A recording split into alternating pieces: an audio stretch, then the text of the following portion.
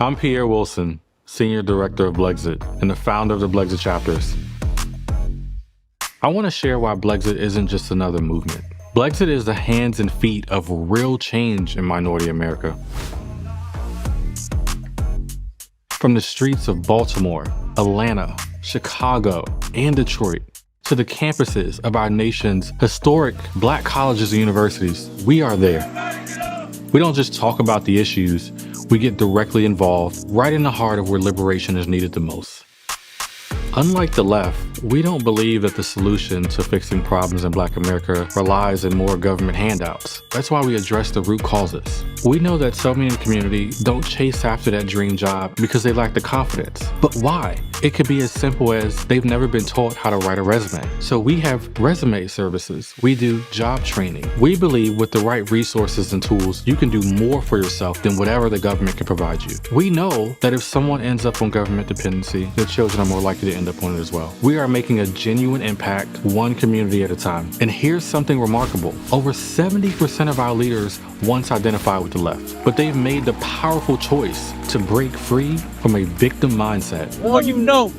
Now they're helping others do the same, reclaiming control over their own lives and futures. We are on the front lines, delivering logic, truth, and empowerment to those who need it the most. If you are ready to be a part of a movement that's not just inspiring change, but actively creating it, now is the time. So partner with us and let's take this cultural revolution to the next level.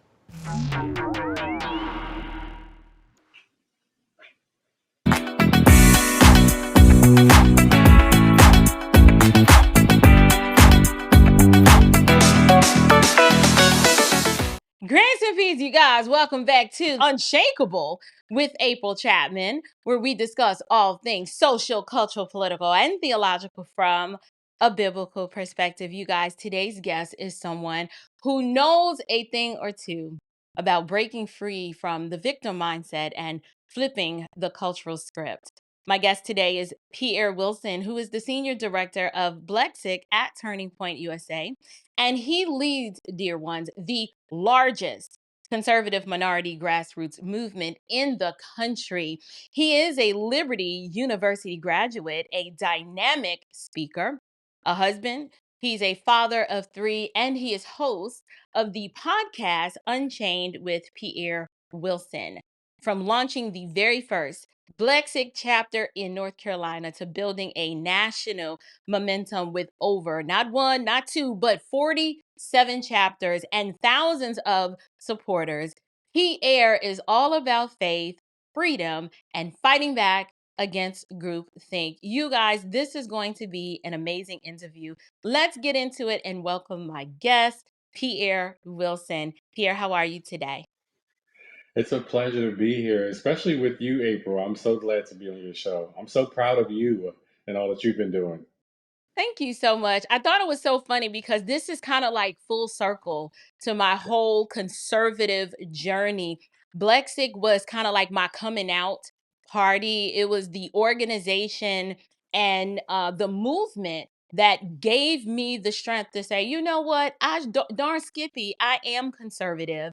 And I kind of just came out the closet, and BLEXIT was the organization that allowed me to do so. So this is so cool that now I have a show. You are on here, and we've got so much to talk about. The first thing I want to do is I want to get really zeroed in on the organization that you are happen to be leading right now. BLEXIT as a movement, it's evolved from just leaving, the Democrat Party. My question to you is the organization at its juncture, is it still about this political divorce, or are you guys about something more? Tell us about the movement under your leadership and even prior, and what is the overall goal of BLEXIT?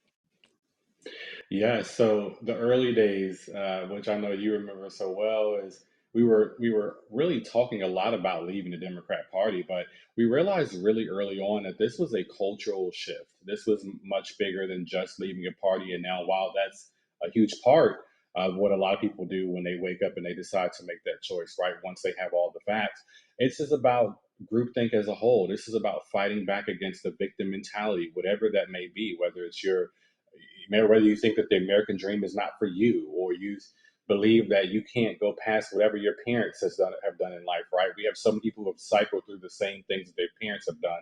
I call it generational curses, right? We want you to know that you can break free of those generational curses. So it's really about empowering people and providing a different message than the one that so many of us heard growing up, which was like, yeah, you can do it, but, right? It was like always that but. You're black, you're this, you're that. It was always this but that came after that kind of made us look around and say, hey, maybe I won't be able to accomplish those things because of the color of my skin. We're breaking all of that. We're saying the color of your skin, none of that stuff matters. Your status when you were born, whether you came from rich parents or poor parents, if you are willing to put in the work, you live in the greatest country on earth, you too can accomplish the American dream.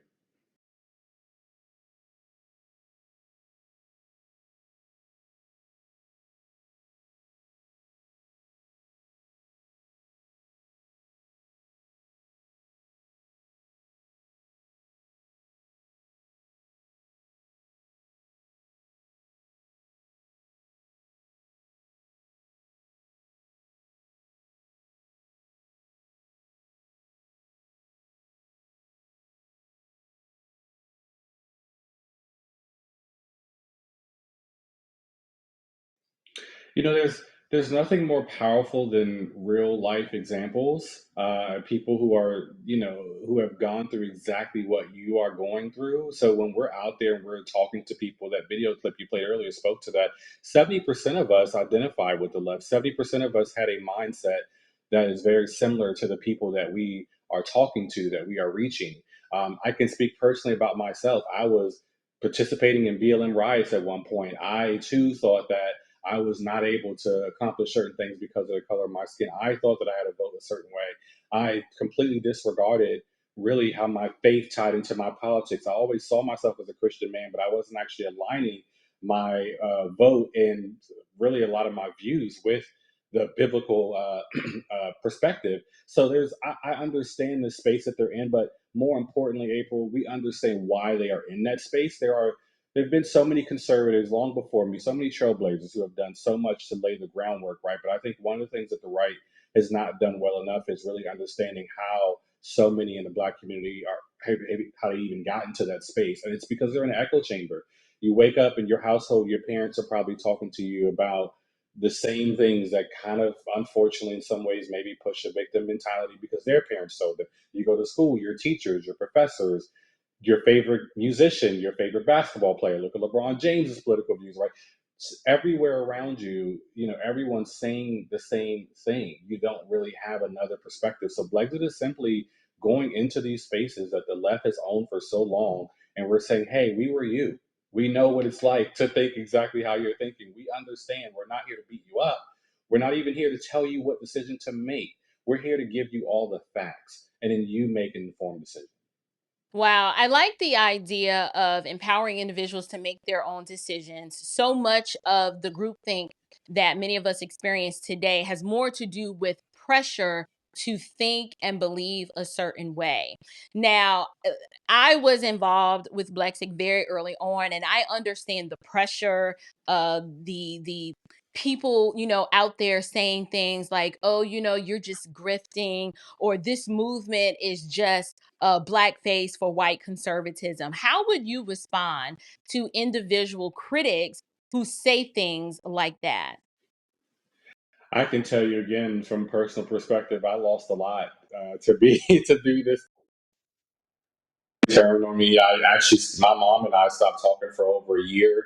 We're now in good terms for your audience. So for people out there wondering, we're in better terms. But I lost a lot.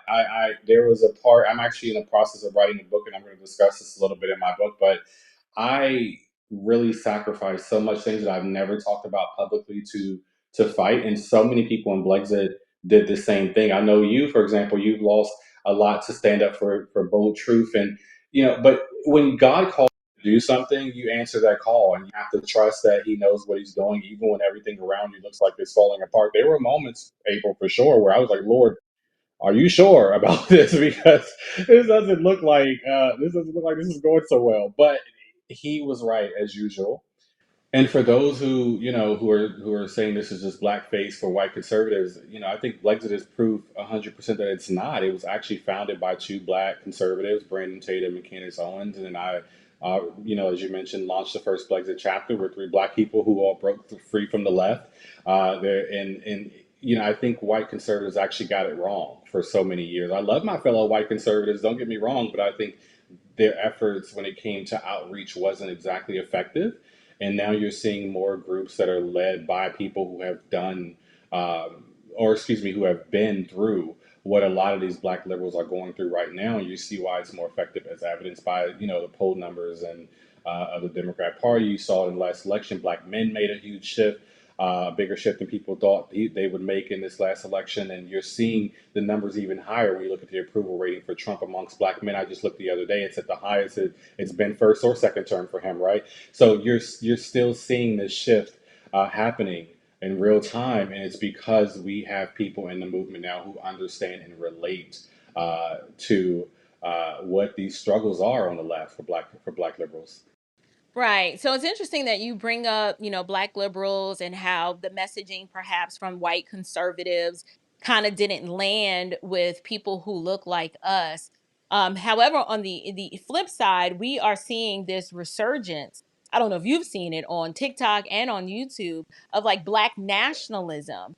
So my question is, what do you say to young black men who seem to be radicalized by that victimhood mentality instead of being empowered by the messages that conservatism offers, which is something I like to say, functioning in your freedom and not allowing either what someone thinks about you to impact your ability to do or to achieve anything in this life. Do you have any thoughts on this resurgence of black nationalism that is radically uh, instilling more victimhood instead of empowerment in these black individuals? I think it's sad when you see anyone who puts the color of their skin first in general, right? And I realize there are individuals out there who may say, hey, don't you leave Blexit? Well, the thing about Blexit is that when you join us, we understand what it takes when we reach you, right? We know you're going to be a lot of people are going to identify with the color of their skin first. They're going to use that as the way they describe themselves or as they introduce themselves or speak about themselves. The color of their skin is going to come up somewhere.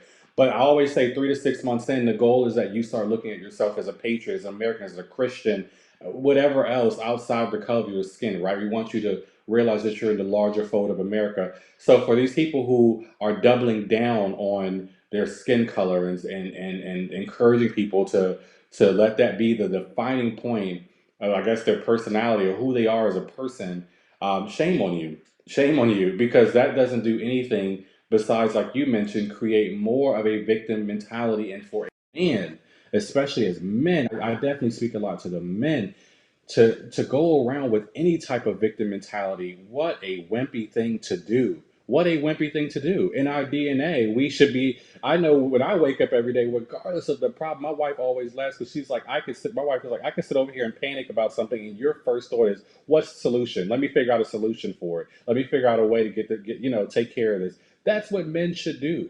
We should not sit around and mope or pout or woe is me. Why is it like this? No, you create opportunities. You are the example. Set the example for your family, for your wife, your future wives, your kids. It's shame on you. Shame on especially men who are doing that. There is no room for a victim mentality, particularly in a man.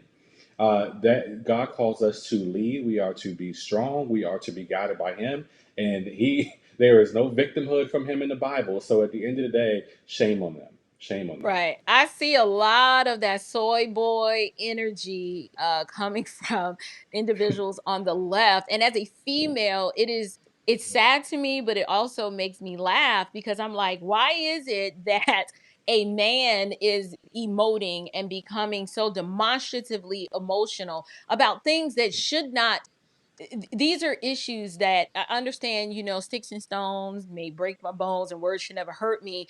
I actually saw this morning actually Mark Lamont Hill have a complete meltdown just at the thought. of someone who happens to be a white woman, possibly getting ready to use the N-word. It was amazing to see this word weaponized and how this man crashed out on Piers Morgan, and I thought it was funny. And I know I'm one of those contrarian people. I kind of wanted her to say it just so I could see him cry the tears, because I'm like, oh, point to mama where she hurt you. I understand that word comes with all sorts of baggage and it's inappropriate and it shouldn't be used in polite company, but it's another thing for a whole grown man to crash out at the thought of someone using an expletive toward him as if it had the ability to cause physical harm and mental anguish. How weak is that? Moving right along just a little bit, this topic of illegal immigration is so interesting to me because Chicago approved like $51 million for illegal immigrants, while we watch Black residents struggle with failing schools and a crumbling infrastructure. Do you believe that this illegal immigration problem is more of an opportunity for the left to replace another electoral demographic, i.e., the Black community, which we used to be very, very loyal to them? Do you believe all of the humanitarian aid that they are providing these illegals, what do you believe it's really all about? Because I have some thoughts. I think it has more to do with just replacing an electorate that's going to be loyal to them. But what do you think about that? 100%. This is an opportunity for them to replace the black vote. They know the black vote is crumbling. The signs have been there even before the latest vote came out, where you saw men shift a bit. The signs have been there. Look at how many black conservatives we have speaking up now. For a while, it felt like you had your same voices, your same handful of voices who were speaking up. Now we have black conservatives all over social media. They're, TikTok, Instagram, people are going viral. I look at the Shade Room, which is one of the most disgusting liberal run sites, but even there, I check out the comments just to, keep up with what's going on the left. I used to remember when I used to always have to argue with every single person on that comment section because I was the only black conservative probably checking it daily. Now I go on there and I don't have to say a word because there's a ton of black conservatives arguing back with people about things, and it's a shift happening. It's a shift. You look at movements like BLEXIT, 40,000 people strong. This thing is only growing. They know what's coming. So, they're thinking strategically, right? They're like, okay, we have to make sure that we make another group dependent on us, because as this vote starts to dwindle down or dwindle away, we need to make sure that we have a backup plan. And the way that they are going to do that is to make them dependent. That's how they got the black community: culture and dependency. They use our arts, entertainment, college campuses, all these things to get to us. And then they also made us dependent. Welfare, all these different things. When you feel like you need someone, right, you're going to continue to vote for them. And that was the left's message. If you vote them in, they're going to take away this and this and this. If you vote us in, we're going to do this and this for you. That was the message every election cycle. Also, let me sprinkle in a little bit of racism too. They're racist too, as well, by the way. So that was it was the same game plan. And that's what they're doing with illegals right now. They're saying, hey, we will take care of you while we sit behind our gated, communities, our gates, and we don't let you in our neighborhoods. We don't want you here. But you can come in the country. Matter of fact, tell your neighbors, the people that are around you, tell them to let you in the house. Let them live with, you should live with them. They support each other, right? Don't come here though, but support each other. And we'll also give you a few things, some free handouts, free cell phone. I think they were getting gift cards and rent paid, furnished apartments. I was seeing all the craziness that they were giving out, but this is all about their vote. This is what it comes down to. They care nothing about them, because if they did, they would let them in their own homes. They would let them in their own neighborhoods. You would see more of an effort to bring them into their fold. They have plenty of rooms. They Right. have plenty of rooms. We saw what happened when a few of those buses tried to show up at Martha's Vineyard. They were like, "Well, wait a minute, we're full. We don't have the infrastructure to support or handle this." And we was like, "Yes, you do. You wanted them to come in. So what's the problem?" I find the illegal immigration argument very, very ironic, and I also have noticed the DEI bubble. that bubble is bursting. And what we're seeing is that corporations, they are quietly scaling it back, and they've realized that, you know what, this was not a good move for us. I'm curious to know from you though, and I'm sure you're biased, but do you believe Blexit helped move that needle in any measurable way in terms of the messaging that came from Blexit about we're not victims, this is we the free? What does a post DEI America look like for Black Americans in light of the messaging that Blexit has helped contribute to that conversation? Yes, I listen. I'm definitely a little more than biased when it comes to. I'm a strong believer that Blexit was one of the leaders and really dismantling the way people are looking at DEI. But more than anything, it really is just it's a flawed concept. It's wrong. It promotes racism. Nothing about DEI is good. It is not. It is again another way of saying you can't do it on your own because of the color of your skin. This country is set up against you, and white people are to blame. That's just it's racist. It's still racism. It's just in another form. They have all these different ways that they try to roll it out, but it's all the same. And I believe Blexit's on the forefront. We have a ton of resources on our website, blexit.com/resources, and we actually have a ton of videos and different speakers speaking, doing short videos on DEI's training on dismantling DEI, why it's wrong for the country, why it's wrong in general. So yeah, I do believe we went further. We didn't just talk about it on social media. We produced educational materials because that's what we're all about, right? We can talk all day long and say all these things, but we really want people to be able to say, okay, I heard you, but I need to do more research. All right, well, let's help get you started. And the things that we put up on our site are all rooted in fact. I encourage people to check it out. We really do. I think we did a really great job of producing a ton of resources of explaining why DEI was just extremely harmful and damaging to this country.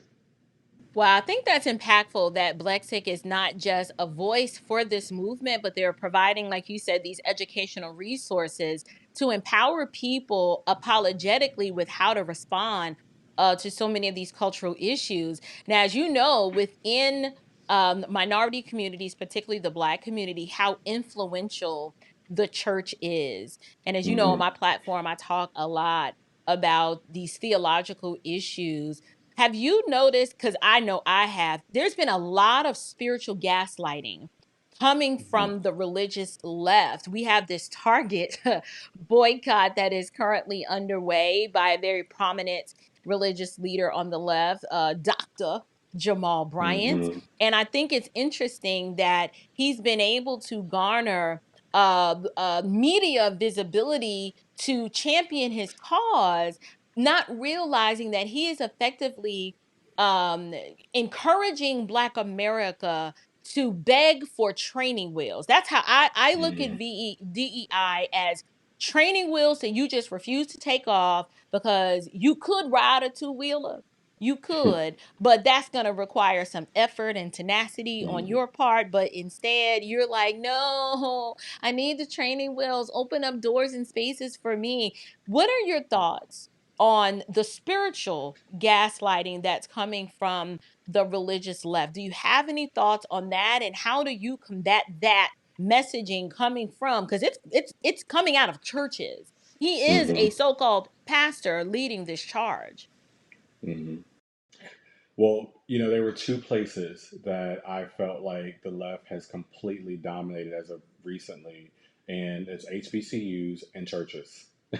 HBCU campuses and churches. And Brexit strategically said, you know what, we're gonna do initiatives that target these two places. So we have our student movement, which now has 17 clubs on HBCUs. For those that don't know, HBCUs, historically black colleges and universities, including Howard University, which is one of the most known HBCUs, and then we have an initiative called Night of Faith, where we purposely bring our messaging, right, biblically based though, to minority churches, Black Hispanic churches, and it's not easy, April. I'll tell you, we had one church in particular.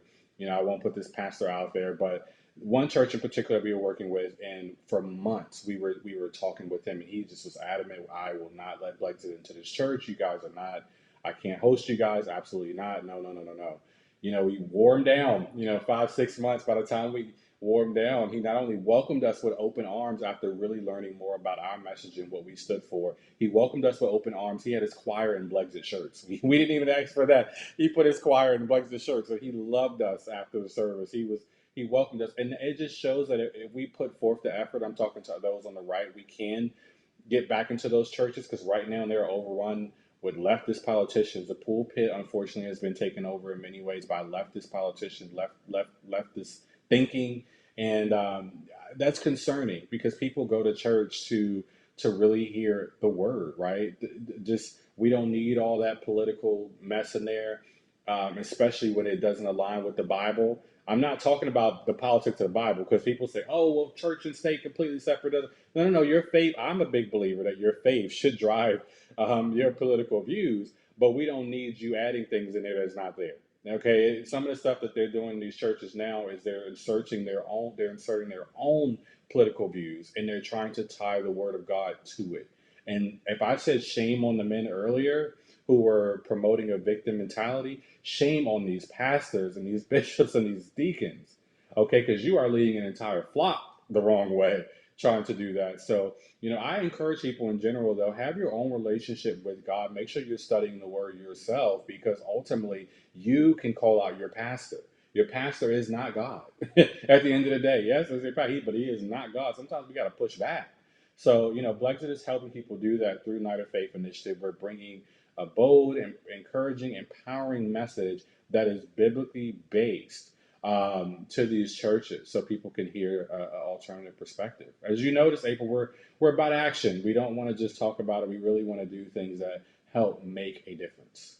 Just a quick follow-up to that, because I think I can understand why a pastor might be hesitant, but what are the vast majority of reasons that you are hearing from a lot of these faith leaders when you say, "Hey, we're Plexic, this is who we are. We'd love to host a night of faith at your church." What is their typical reason why they say no?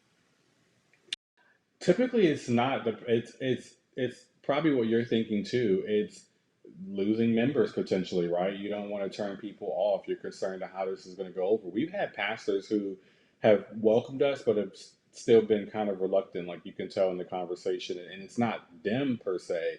It's more of what they're worried about their congregation will feel. But ultimately, when someone, and listen, I'm not a pastor. That's not. I certainly try to minister to people, but I'm not a pastor. That wasn't what I was called to do in my life. But I would imagine if someone has been called to do that, God didn't call you to water down the word, or to share things in a way that you thought was just going to be what they want to hear. I would imagine that He called you to share the truth, unfiltered, right? Regardless of what that may be, regardless if they're going to stand up and give you applause or they're going to look at you and side eye you. You're called to tell the truth, biblical truth. So, and that's what we remind pastors of, and we kind of tug at that, and I think that's effective for most pastors. Not all, not all. I'm not going to sit here and tell you that we have 100% rate of getting everything. So we still have people we're working on now who have not opened the doors yet, right? It's a work in progress, but I do know for the pastors who went ahead and said, you know what, yeah, you guys can come. That has been the most effective message. Yeah, I can see how it could be a challenge, because they're like, listen, in my ecclesiastical capacity, I really don't want to be involved in politics at all. I can see an argument made for that. But then I can also see them say, well, in light of these cultural conversations and things that are happening out there in the world, it is starting to impact the church, and it's influencing the way the people of God actually view these things, because they're not viewing them rightly. So Mhm. I could see how an organization like Blexit, or even the parent organization, how TPUSA, how Mhm. any faith leader would be slightly apprehensive, because they don't want to appear political, even though those are technically, each of those organizations may have political leanings. But I think this is more of a worldview Right. conversation, the way I would present it and say, listen, we don't talk about red or blue in Right. our discussions. We're trying to help the people of God view these cultural issues from a biblical lens. And if they're viewing it from a biblical lens, if they land on a particular side, then so be it. Yeah. But that might help. I don't know. A lot of these pastors, I'm just gonna say it, there's a lot of cowardice that grips their hearts because they don't truly believe that Christ is building his church. They believe it's because of their efforts and their marketing strategy that's attracting people to their ministry. And for some of them, that is true. But for the Mm-hmm. faithful shepherd who is truly submitted to God's word and understands that Christ is going to build his church, he need not be afraid. Even if he's going to experience some attrition, those are not even his sheep. Those are Christ's Right. sheep. And so that's Right. kind of, how I'd like to look at that. I know you mentioned, in addition to the spiritual component, you have the BLEXIT student movement. Now, listen, looking back this side of salvation, I would have loved to have attended for undergrad where you went to school, Liberty University. I was just in Lynchburg. And when I tell you I love Lynchburg, I love all things Lynchburg. It is the perfect little quaint town of conservative goodness for my middle Mm-hmm. aged self. However, I went to an HBCU. And I remember being thoroughly indoctrinated, not nowhere near as these young people are being indoctrinated now, but back then, I was definitely indoctrinated to lean left. My Mm-hmm. question is, if you're standing in front of 10,000 Black American students on an HBCU campus, um, and they already think that conservatism is code word for white supremacy. What do you tell them? How do you break that mental shackle that has them being like, oh, that's the white supremacy right there? And you're like, wait, no, it's not. What do you say to them? Well, I went to an HBCU too as well. I don't know if you know, I started at HBCU. Obviously, I didn't graduate from there, but I spent 3 years at the University of Maryland Eastern Shore. I was elected class president by my peers at a HBCU. So I have a lot of experience at HBCUs and working with the students there and understanding the mentality of how they think. And so it was a very, very, very strong passion of mine for BLEXIT to be involved on HBCUs because you remember in the early days we always talked about it, but we had never really done it yet, and now we're doing it, and we're doing it at a really great 17 clubs, Howard University, so many different schools now. But ultimately, when we're talking to these students, it's similar messaging to what we say when we're talking to anyone in the community. We understand why you think that, right? We understand why you feel that way, and it's not rooted in fact though. It's rooting more in emotion, and here's why. And when we start really breaking down like the values that we believe in, what we stand for, we remove all the party labels, remove candidates because they'll throw, well, Trump or we didn't say anything about Trump. We haven't said anything about Republicans. We're talking about your values right now. Let's remove all the candidates, all the colors and the labels and let's remove all of that. Let's all the animals, remove the logo. Yeah, remove it all. We're talking to you. This is a conversation. A lot of times these are one-on. This is a one-on-one conversation, or this is me and a group. I'm talking to you, and we have to get that wall down because ultimately, if that wall doesn't come down, it doesn't matter how much sense you're making. It doesn't matter what you're saying. If they're emotionally fired or worked up, they're not hearing you, and that is what I think is the case for a lot of Black liberals, particularly college students on HBCUs. They're emotionally worked up. They're still in that age of that phase of life where they're legally they're an adult, but you and I both know, April, there's still a lot of learning left. So there's still some right. So there's still some emotional, and so we understand that. And I think what I used to see, and I study. I'm trying to tell you, I will sometimes sit back and I will listen to like other conservatives approach and stuff like that because I like to, sometimes I'll steal something if it's good, and if it's bad, I'm like, oh, don't do that. I listen to some conservatives sometimes, and they go so hard, so fast without understanding. I'm like, you're throwing 1,000 facts at them, and they're not hearing any of it because it's like throwing darts at a wall. They are. It's not about the facts for them. They actually probably agree with a lot of what you're saying, but they can't get past the emotional piece. You need to address that first. You need to address that piece first before they hear any of your facts. So it's that kind of stuff that we understand, I think, as good as anyone, which is why it's easier to talk to these individuals. We've had a lot of students, April, who have literally never really actually thought about, believe it or not, what they actually believe.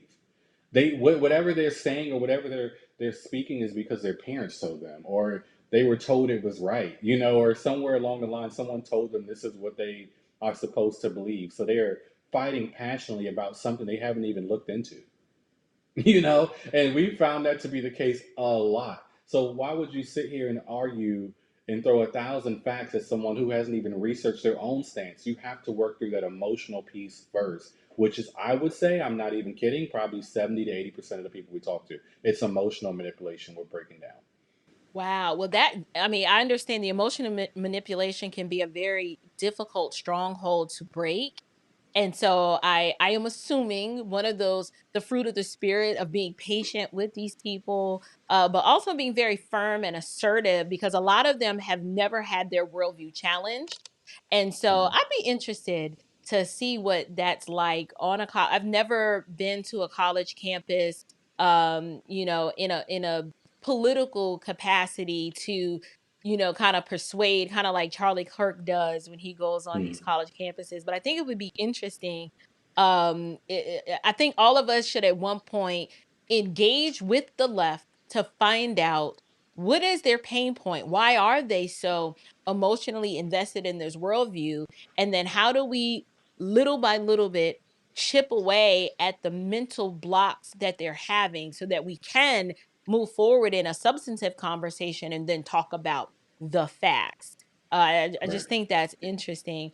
So tell the audience a little bit about what is in store for Blexic in the future. We fought really hard to move this country more toward the right, and I think we've been very successful in doing that in our various media capacities or in organizational efforts. But as far as Blexic as an organization, do you have any new things on the horizon that you are considering trying? Like, what is the goal now that, because it's not a political organization, it's more of an Mm. ideological movement. How do you plan to continue the work that you're doing? Like, what is the ultimate goal for you now? Well, I can tell you, you know, more short term, medium goal. We want to be on every HBCU. We believe this is feasible within the next 2 to 3 years. There's 107 HBCUs out there. We want to be on every. We want to club on every single one. We have reached all 50 states now, plus Washington, D.C. So we want to build out our city hubs. I think back when you were in Blexit, it was all about the state chapters, and we still have state chapters, but we've now pushed past that to have city, what we call city coordinators. So we want to continue to expand and make sure we have a presence in all major cities and then continue to go from there. We want to continue to do large events. We actually have an event coming up this summer, the Blex Liberation Show, July 13th, that's going to be hosted here in Tampa, Florida. I encourage everyone to go get tickets and join us. They're reasonably priced. They're not out of the world. I'm not out of this world because we want everyone to have access to attend these shows, even if it's your first time at a quote unquote conservative event. We want you to come check it out, hear what we have to say. And for so many, the Liberation Show is how they first got introduced to Blexit. This has been an entry point for so many people. So we want to continue to do these because we know they're impactful. But April, I think a long-term goal, and this may shock your audience, it may even shock you, but we want to work so hard that Blexit is not needed anymore. We want to work, and I'm going to say it again. We want to work so hard that Blexit is not needed. I should be out of a job if we do our job the way that we need to do our job. I shouldn't have one anymore because the reason we're here is because we have to be. I always tell people that we need to be here. We need to be here because we need to challenge the left in the spaces that they've owned for so long. But there needs to come a day where people you see like a large amount of black conservatives, a large amount. I mean, you know, you see people thinking for themselves. Even if someone says, "Hey, you know, I'm a black liberal," they're an educated black liberal. I can't relate, but hey, at least you know why you're voting the way you're voting, and it's not emotional manipulation or because your parents did it, right? We want people to think for themselves. So, you know, we're going to keep doing these things and keep expanding, keep growing the movement until we get to a place where we feel comfortable that we've made enough of a difference that Brexit is not needed. Awesome. So that is Tampa, Florida. You said July 13th for the Blexic Liberation. Is it a one night event or is it a weekend? Give us more info. I didn't It's even know. I may have to figure out and get my way down to Tampa. We have to get you out there, April. Absolutely, you have to come out there. It's July 13th. It's going to be from 4 to 7 at the Ritz in Ybor. If you go to Blex.com, a pop up will pop up right away for everyone. They can click on it and they can register right there. It gives a lot of information on the event. But doors open at 3:15 p.m. This is all Eastern time, obviously, for everyone here in Tampa. But there is preceding events. Turning Point is going to do what's called SAS. It's short for Student Action Summit. It does bring adults out too, though. It's just very student focused, but adults come out. So people can come in as early as I want to say Wednesday or Thursday of that week and enjoy some of Turning Points events as well. If that's something they want to do, I know for some of the newer people to the movement, they're like, oh, that's too much too soon, so they'll just come to like our event before they start doing some of the bigger Turning Point. But for my seasoned, conservatives and what, you guys can come out there sooner as well. And we'll be doing stuff really that entire week out there in Tampa in April. Absolutely. You are a special guest of BLEXIT. We'll bring you out there on our dime. So just let us know. Let us know. That is really cool. BLEXIT puts on some really great events, and I do want to encourage my audience, if you've never been to a BLEXIT event or a TPUSA event, it does not disappoint. And it's because so many of us, once you come out as a conservative, you kind of feel alone.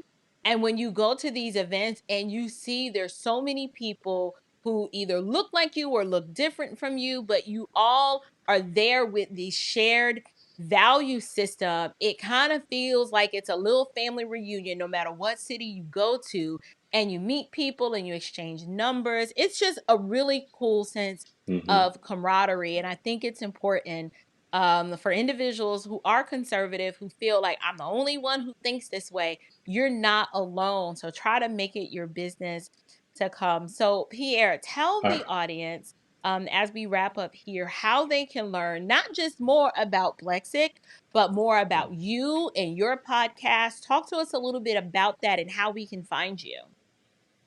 Absolutely. So, well, of course, for BLEXIT, BLEXIT.com, you guys can check us out there. For me, follow me on social media. That's a great way. I'm going to do a better job of keeping it up to date. I struggle with that sometimes. I struggle with that. I got a wife, 3 kids, and a crazy job. So, it gets a little, it falls behind a little bit. But I'm going to do a better job with that. I actually have a team that's helped me out a little bit more. So, we're going to do a lot more updates. Again, I have a book coming out, but on social media, the Pierre Wilson is my handle on Instagram. It's my handle on X, the Pierre Wilson. I want to say it's my handle on TikTok. But if you don't know, if you want to find a place where all my links are, you can go to Instagram.com and slash the Pierre Wilson and hit my link in my bio. And my link tree will have all of my links for social media on there, my website, and everything. And then more importantly, I do have a book. I don't have a release date yet, but it's coming. I know it's going to be sooner rather than later. We're in the final stages. I'm really excited, so keep a lookout for that. I think I'm going to tell my story in a way that I've never told it before. I'm April, as you know, I'm kind of a pretty private person, so this is like a huge step for me to do this, and I think it's going to shock some people. Not in a bad way. It's not any gossipy book or anything, but it's really going to walk people through my journey of how I got here, right? How did this kid from Maryland end up leading such a large movement, the struggles, the things that have happened, the times I felt like quitting. I'm going to be brutally honest about these things in the book. So I'm excited about that as well. And then as far as the show goes, I do, but I can't release it yet because my team. I was gonna say my team will get me. We have a whole promotional plan and stuff, but I'm excited about the title too because I think it's going to represent so many people. I think people are going to look at the title and say, "That's me too," you know. So I'm excited about the title of the book as well. But as far as my show, it is on a bit of a pause right now. So for anyone who goes to look for it, you may not see any newer episodes. That is coming back out soon as well. We have some really exciting guests. I would love to have you on April as well, but super excited to get that back up and going. We did a little bit of a pause because we have some exciting things coming. So the pause was worth Creating it. content is a grind, and if you're trying to do Yeah, that and a book and lead an organization yeah, and be a parent and a husband, it is a lot. yeah. So there is plenty of grace for you here. But I would like to say congratulations, Pierre. Thank you so much for joining me today. I cannot wait for this book to come out. Lord willing, you'll come back and we can promote it and talk about Absolutely. it. But just we want to go ahead and get the excitement going because I am interested in hearing your story. So, you guys, this is Pierre Wilson. He is the director of BLEXIT, and he's an amazing brother in the Lord and an American patriot. And I'm so glad that you sat down with me today. Thank you so much, Pierre. It's a pleasure. I will come back anytime for you, April. Thank you so much. You're welcome. God bless.